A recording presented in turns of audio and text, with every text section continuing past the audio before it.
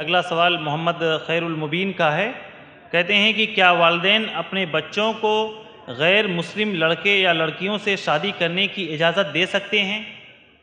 دیکھیے، قرآن کا حکم واضح ہے، اور اگر کوئی شخص اتنا آزاد ہو رہا ہے تو پوری دین سے آزاد ہے.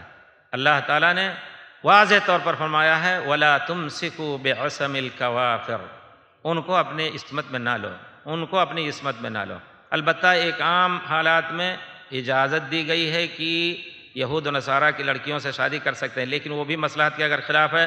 حضرت عمر رضی اللہ تعالیٰ عنہ کی سیاسی دوربینی یا سیاسی بصیرت نے منع فرمایا تھا کہ نہیں، اب اس زمانے میں ضرورت نہیں ہے ان سے شادی کرنے کی.